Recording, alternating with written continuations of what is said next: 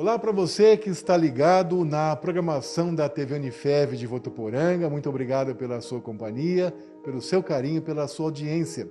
No programa Cidadania de hoje vamos falar sobre a Covid-19. No primeiro bloco, nós vamos conversar com a doutora Regina Chaves de Lima, ela que é infectologista da Santa Casa de Votuporanga. E logo em seguida, no segundo bloco, nosso bate-papo é com o médico intensivista, Dr. Lucas Amaral. Eles vão falar sobre a doença, sobre as medidas de prevenção, enfim, vão dar todas as informações que você gostaria de saber sobre a Covid-19. Então, a gente faz esse convite para que você continue com a gente. O programa Cidadania já está no ar.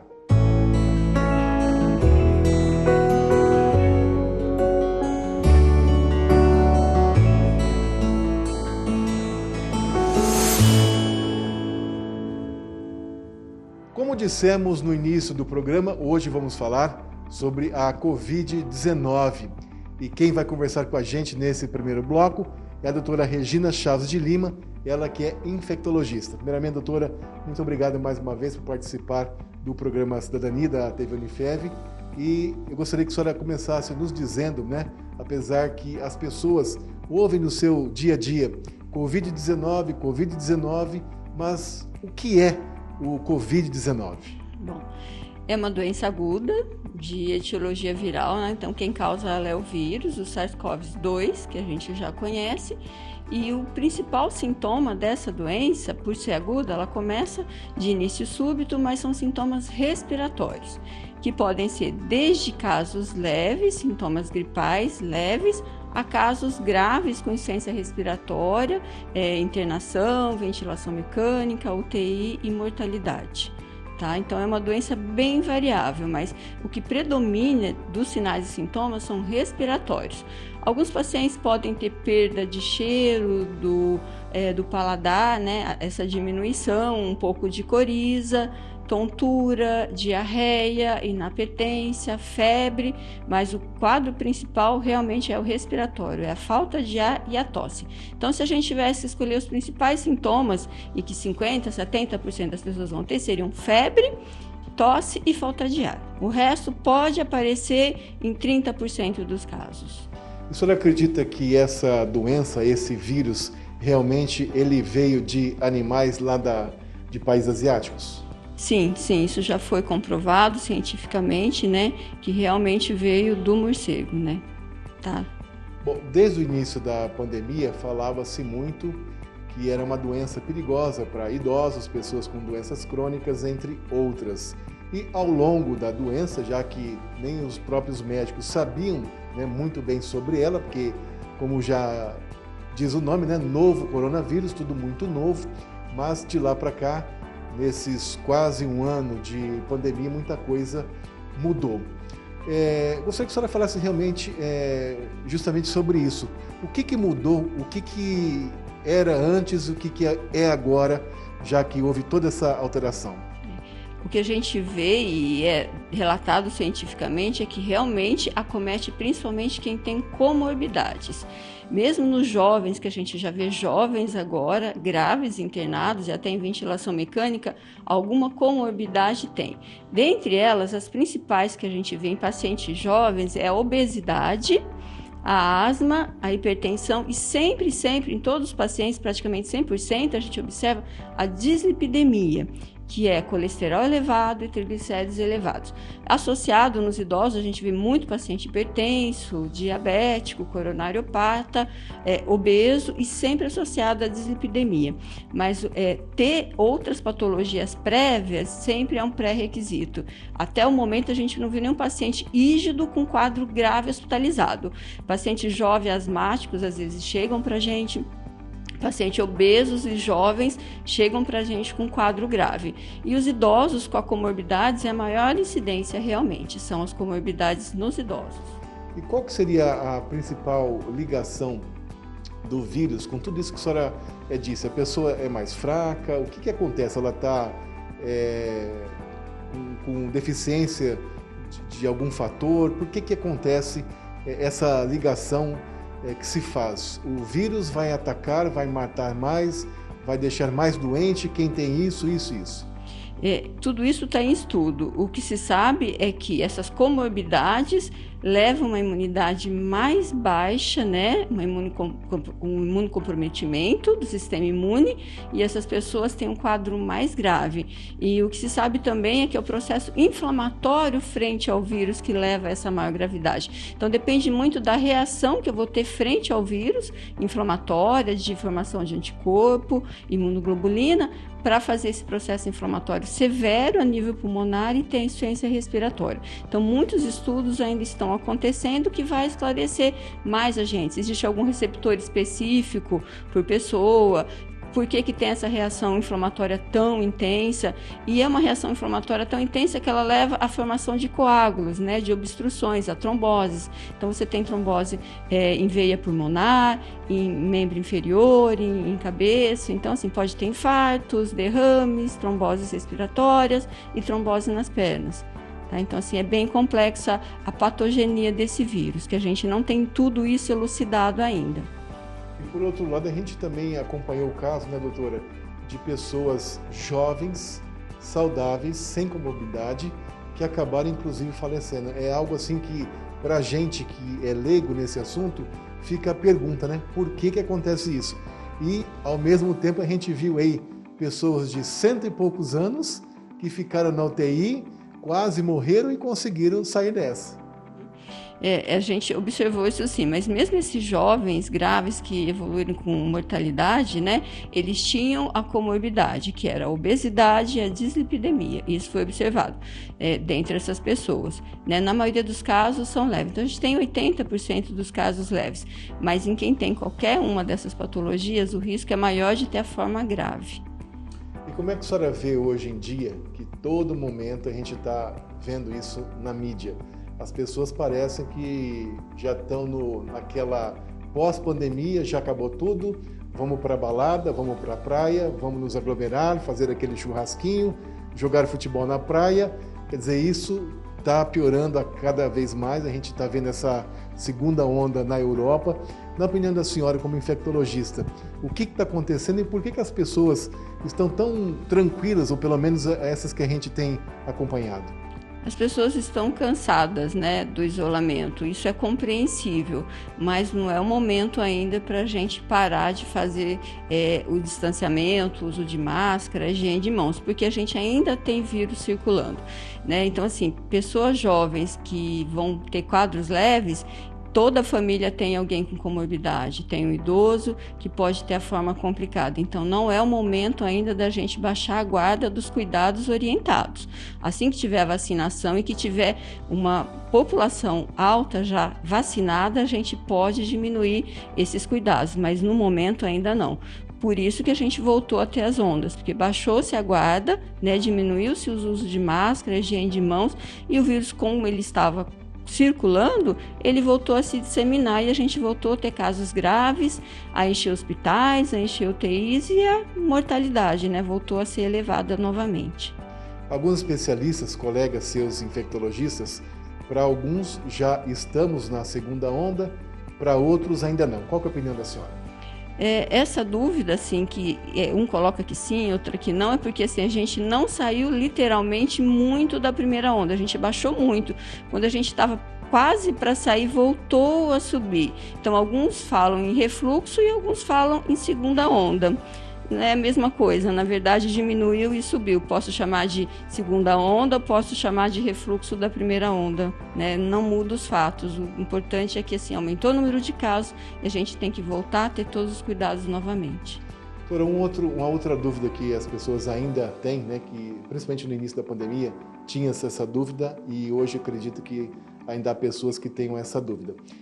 Esse vírus está aqui na parede, ele está no ar, como é que ele está na sola do sapato, aonde esse vírus está, qual que seria o maior ou os maiores riscos de se contaminar?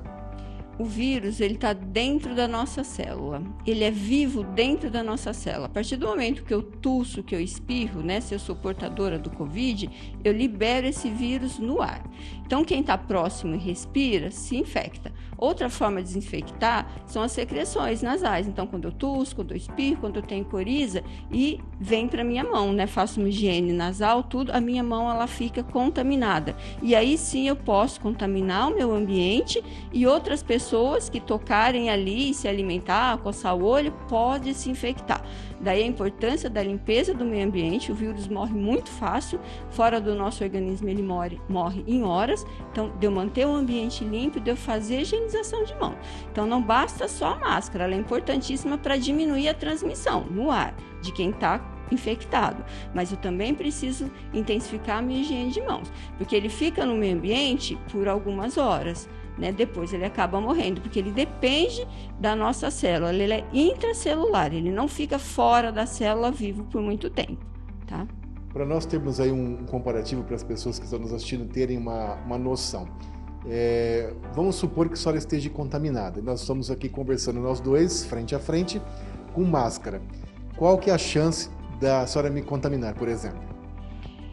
O ideal são 2 metros, porque toda vez que eu falo, que eu tusso, eu elimino gotículas, e essas gotículas, ela vai atingir até 1 metro de uma pessoa para outra. Então, dá-se uma margem maior, então 2 metros de distanciamento entre as pessoas, tá?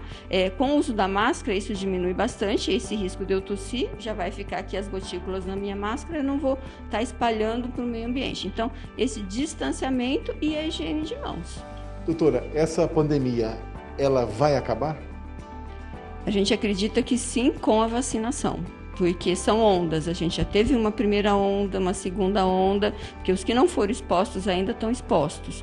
Então, precisaria realmente da vacina. Só que, assim, não basta eu vacinar hoje, a vacina ela tem um tempo para iniciar, né? Para a gente fazer todas as pessoas de risco, mais desenvolver soro-conversão, isso vai de 1 a 2 meses. Então, vacinou, não é imediatamente que os números caem, né? Então, até vacinar toda a população, fazer as doses adequadamente, vai um tempo. E para você desenvolver o anticorpo também, né, que a vacina vai estimular isso a ser feito, vai um período aí de 10, 15 dias também. E por falar em vacinar toda a população, a gente sabe que o Brasil é um país continental e muitas pessoas, inclusive, já falaram para a gente durante as reportagens: eu não vou tomar a vacina, eu não sei se ela é segura, eu não sei se eu vou pegar a doença, porque é chinesa, porque é russa, porque isso, porque aquilo. Que análise a senhora faz dessas pessoas que não pretendem tomar a vacina? São pessoas que vão ficar expostas ao Covid, tá? O momento mais importante, assim, com relação à vacinação, é que a gente consiga vacinar o pessoal de risco, que são os idosos, os profissionais de saúde, as pessoas institucionalizadas, para que essas, assim, que fazem a forma grave, estejam protegidas. Uma pessoa jovem, uma criança não vacinar, se ela tiver o Covid, vai ser uma forma leve. Mas o que é ruim a gente não ter essa vacinação dessas pessoas? O vírus continua circulando, né? Então isso é muito ruim. Então, assim, eu acho que a adesão à vacina, ela tem que ser boa, a gente tem que confiar nas pesquisas científicas. A vacinação, ela vem para ajudar e para a gente diminuir essa infecção e essa transmissão do Covid. Então, assim, vamos acreditar e confiar na ciência, né? Acho que todos são responsáveis, os cientistas são responsáveis, o nosso governo também é responsável. Então, assim, eu acho que a adesão à vacinação, ela é importante para a gente erradicar esse vírus. Tá certo. Para encerrarmos, doutora, a gente sabe, vou citar apenas alguns exemplos, né? Quando surgiu, por exemplo, o câncer, todo mundo tinha medo de morrer de câncer. Hoje a gente sabe que existem vários casos que são curáveis. Quando surgiu a AIDS, todo mundo vai morrer de AIDS, principalmente os grupos de risco. A gente sabe que hoje não tem a vacina, mas já é uma doença controlável, né? Inclusive as pessoas estão vivendo mais. Aí veio o coronavírus, vai todo mundo morrer de coronavírus porque não tem vacina. A senhora acredita que com essa evolução, já nós vamos ter a vacina da Covid? Outras Covids vão aparecer, outras doenças vão aparecer? A senhora acha que isso é apenas uma etapa? Outros vírus a gente já teve, como você mesmo falou, a gente já teve o HIV, a gente já teve a gripe espanhola, né, o H1N1. Então, assim, isso naturalmente acontece. Não vamos ficar sem vírus de jeito nenhum? Não. Sempre vai ter. Nós já tivemos a dengue e é continuar lutando. Né? Tá certo. Para encerrarmos então, doutora, seu recado para as pessoas que estão nos assistindo, essa dica aí mais importante, por favor.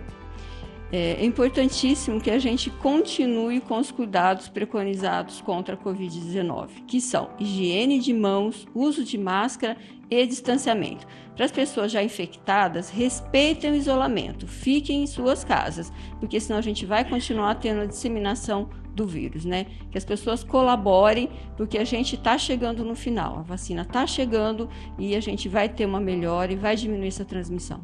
Tá certo. Doutora, mais uma vez, muitíssimo obrigado por a senhora estar aqui com a gente, participando do programa e dar informações tão preciosas. Muito obrigado mais uma vez e já fica aqui o convite antecipado para uma próxima oportunidade. Obrigada, eu que agradeço. Muito obrigado.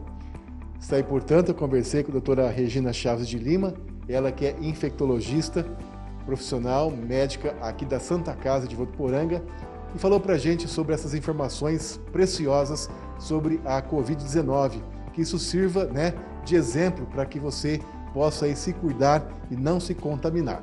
Nós vamos por um rápido intervalo e voltamos daqui a pouquinho com o programa Cidadania. Não saia daí, o intervalo é bem rápido. Até já!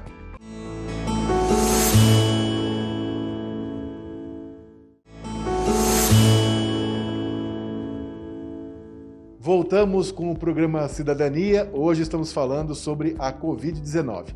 No primeiro bloco, eu conversei com a doutora Regina Chaves de Lima, ela que é médica infectologista.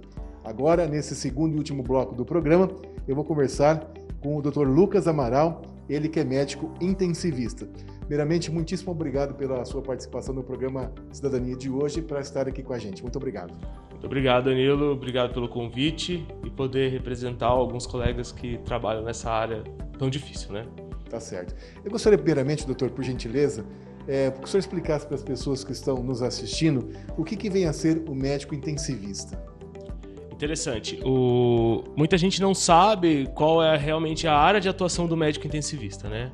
Então, o médico intensivista é uma especialidade médica, tá? Reconhecida.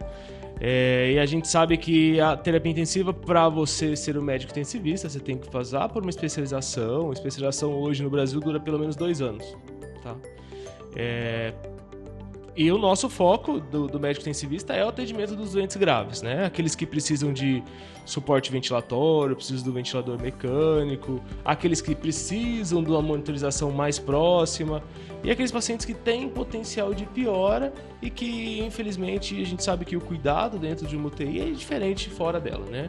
Então, a especialidade do médico intensivista, a especialidade é uma especialidade clínica, né? E que tem atuação importante, principalmente também nos atendimentos dos pós-operatórios, né? Das grandes cirurgias. Então, a gente costuma falar que a gente age nos bastidores. A gente não aparece muito para os pacientes, para os familiares, mas a gente sabe que o nosso papel é importante também para cuidar desses doentes.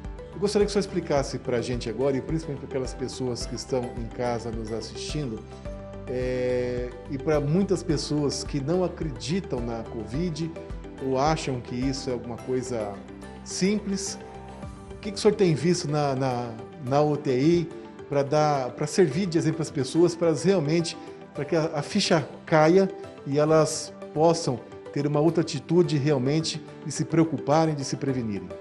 Realmente, Danilo, a gente tem contato com os casos mais graves da doença, tá? A gente sabe que a grande maioria dos doentes são casos leves, oligossintomáticos, mas quando você tem um caso grave, isso comove muita gente, né? Então, o ambiente é um ambiente fechado, é um ambiente limitado e que, infelizmente, nos casos graves, a gente tem uma mortalidade um pouco elevada, tá? Infelizmente, isso é uma realidade do Brasil e do mundo inteiro, tá?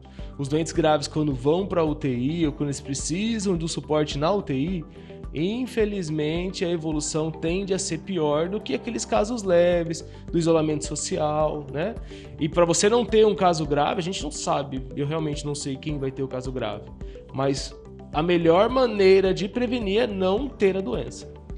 E a gente tem visto também na mídia depoimentos de profissionais que, por mais que vocês estejam preparados, por mais profissionais que sejam, querendo ou não, todos nós somos humanos, isso mexe com o nosso psicológico, né? Então acredito que o senhor não seja diferente, o senhor que está ali na comissão de frente da coisa, realmente às vezes acaba ficando, pelo menos por algum momento ali, meio abalado, né? Porque, como nós dissemos, muitas pessoas não acreditam, e só quem está ali, realmente ali na lida do dia a dia, bem próximo, é que sente isso na pele. Infelizmente, Danilo, a gente sabe que a mortalidade dos doentes são dos doentes graves, né? Então, todos os doentes graves a gente teve, de uma maneira ou de outra, alguma participação para tentar ajudar ele, tá? Isso realmente pesa. Chegar em casa no final do dia é uma coisa ruim, num dia que a gente não tem vitórias, tá?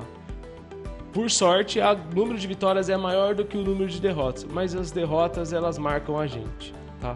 A gente leva isso para casa e, infelizmente, isso acaba atrapalhando um pouco a nossa parte psicológica. Então, a gente precisa de descanso também, a gente precisa esvaziar um pouco a cabeça para conseguir aguentar o dia seguinte, que não é fácil, né? A rotina de vocês mudou bastante, né? Ah, mudou bastante. Eu tinha uma rotina que eu trabalhava em média 30 horas por semana. Hoje tem semanas que eu passo de 100 horas semanais. Eu gostaria que o senhor falasse agora também para a gente, por favor, sobre a estrutura da Santa Casa em relação à Covid. Qual a sua avaliação? Porque a Santa Casa é um hospital de referência e a gente sabe que é feito todo um esforço para poder, né, atender as pessoas, para dar o de melhor para as pessoas, para as famílias, né? E a gente vê aí tantos hospitais com tantas dificuldades, com tantas necessidades, e aqui em Votuporanga é uma cidade privilegiada. Sim, nós temos uma equipe boa, tá? Uma equipe muito boa. Nós somos em poucos, mas nós trabalhamos bastante, temos resultados positivos, tá? Hoje a nossa unidade, a gente abriu alguns leitos a mais, então se a gente colocar na ponta do lápis, antes a gente trabalhava com 14 leitos de terapia intensiva, hoje nós temos 28 leitos funcionantes, tá? A grande maioria desses leitos são para atendimento de doentes Covid, tá bom? Que infelizmente a gente sabe que a taxa de ocupação é elevada, tá? Então a Santa Casa se preparou, não faltou medicamento, não faltou insumo, e o que a gente sabe que falta, que ainda é um pouco difícil, é ter profissional qualificado para trabalhar nessa área, tá? Então, realmente, a gente tem um déficit pequeno de profissionais trabalhando, por isso que a gente sobrecarregou o nosso trabalho para não deixar ninguém na mão. Tá? E qual a sua opinião como médico em relação a possíveis futuros tratamentos? Tá. Eu acho que a única terapêutica realmente que vai ser efetiva no combate ao coronavírus é a vacina, tá? Infelizmente, a gente sabe que tem muita conversa por trás, muito especialista de cadeira que ouviu alguma medicação que faz algum benefício e infelizmente, a gente não viu isso até agora. Tem nada comprovado. Nada comprovado. Talvez a vacina seja a única coisa que tenha comprovação e que tenha efetividade no tratamento e na prevenção da infecção do coronavírus. Eu perguntei para a doutora Regina, gostaria de ouvir a sua opinião também em relação à vacina. A gente tem visto por aí muitas pessoas que dizem, eu não vou tomar vacina, eu tenho medo porque vacina de tal país, e não é confiável, e etc. Qual a sua opinião como médico sobre a eficácia dessa vacina? Tudo que existe na medicina tem que ter comprovação, tá? A gente sabe que todas as teorias que foram criadas, tudo que você cria, qualquer teoria que você cria, você tem que provar a efetividade, tá? E existem órgãos regulamentadores, tá? Então, se a vacina é eficaz, independente da origem dela, seja brasileira, seja americana, seja da Europa, Ásia, independente da origem, tá? Ela vai ser regulamentada e para ela ser aprovada para a vacinação da população, ela passa pelo órgão regulamentador e tem que ter o selo de validade, tá? Para a vacina chegar lá na ponta, lá na unidade de saúde, para o paciente, ela passa por vários passos, tá? E a gente sabe que algumas coisas são levadas a sérias no Brasil. E essa é uma das coisas que realmente tem controle eficaz. Voltando um pouquinho no assunto, a gente sabe que, infelizmente, tem acontecido óbitos, né, no mundo todo, o qual, assim como os familiares, os amigos ficam tristes, tenho certeza que os médicos também ficam tristes. E qual que é a sensação, ao contrário, quando um paciente que você acha que corre o risco de morrer ou de ter complicações e aquela pessoa sai dessa situação, sai dali numa cadeira de rodas sob aplausos? Ô Danilo, a gente fica muito, muito feliz quando isso acontece, tá? Mas eu ainda fico mais feliz quando eu encontro esse paciente na rua. Então, como eu falei no começo, a gente trabalha de bastidor, então a gente não aparece, o familiar, o paciente, está numa situação grave, crítica, às vezes ele não lembra do que aconteceu, tá? E a gente lembra, a gente guarda isso na memória. Quando a gente vê o paciente na rua, vê o familiar na rua e a gente lembra dele e vê a vitória, isso sim vale a pena. E mesmo sendo uma doença que já com quase as vacinas aí prontas, mesmo dessa forma, pelo que a gente tem percebido, vai ser uma doença que vai continuar mesmo se todo mundo se vacinasse, né? Sim, é uma doença que vai existir, tá? Assim como o H1N1, há 10 anos atrás, deu bastante trabalho pra gente, a gente sabe que o coronavírus também vai deixar sequelas e algumas coisas vão ser duradouras. Talvez algumas coisas façam parte do nosso novo normal, tá? E, infelizmente, a gente não sabe como vai ser no futuro, mas eu acho que ela vai continuar existindo e ainda vai ter infecções, principalmente nos períodos sazonais. Bom, para a gente encerrar o nosso bate-papo, vamos voltar um pouquinho naquilo que o senhor disse sobre a gente sabe que não existe medicamentos, né, um tratamento específico para a Covid, mas há pessoas que, meu irmão, meu tio, minha amiga, meu amigo me falou que tomar isso aqui é bom, que ajuda, não sei o quê. Quer dizer, isso é perigoso. Danilo, eu escuto isso todos os dias, tá? É até engraçado, dentro da minha casa, meus pais já me perguntaram, será que eu tenho que tomar tal remédio para melhorar a minha imunidade? Você acha que se realmente tivesse uma doença que eu pudesse evitá-la ou tivesse como amenizar os sintomas dela, a gente não divulgaria isso? Tá? Infelizmente a gente sabe que tem pessoas que acreditam que é mentira, que a gente esconde as coisas, mas se isso realmente existisse, eu não estaria de máscara agora e não estaria respeitando todas essas medidas de distanciamento. Qual seria a principal dica para ajudar a aumentar a imunidade? Boa alimentação, prática de atividade física e cuidar da mente. Tá? Isso é extremamente importante, cuidar da mente. Existem alimentos assim mais indicados ou não? A gente sempre orienta evitar alimentos industrializados, alimentos que são multiprocessados, né? Então, dar preferência para aqueles alimentos naturais, aqueles alimentos que não foram enlatados, da alimentação saudável mesmo, tá? Tá certo. Para encerrarmos, seu recado, sua mensagem para a população? Oriento ainda para todo mundo saber que a gente não acabou, a pandemia não acabou, nós continuamos trabalhando todos os dias aqui, tá? E infelizmente não existe cura e não existe medida segura para essa doença, tá? Então a gente ainda orienta, a gente ainda pede, evite aglomerações, use máscara e higienize as suas mãos. Não existe nada mais que pode ser feito para prevenir essa doença. Tá certo. Mais uma vez, muitíssimo obrigado pela sua participação no programa de hoje. Já fica aqui antecipadamente o nosso convite para uma próxima oportunidade. Obrigado por ter transmitido essas informações tão preciosas para a população de Votuporanga e região. Muito obrigado. Obrigado, Danilo. Eu agradeço o convite. Tá certo. Bem, hoje no programa Cidadania nós falamos sobre a Covid-19. Nós conversamos com a doutora Regina Chaves de Lima, ela que é infectologista. E agora, nesse segundo bloco do programa, batemos um papo com o Dr. Lucas Amaral, ele que é médico intensivista. Então fica aí mais uma vez a nossa dica, né, o nosso apelo para que você continue usando a sua máscara, o álcool em gel, lavando as mãos, enfim, tomando todas as medidas preventivas para evitar novas contaminações. Para você que esteve com a gente, muito obrigado pela sua companhia, pela sua audiência. A gente se encontra no próximo programa com mais um tema do seu interesse. Muito obrigado e até lá!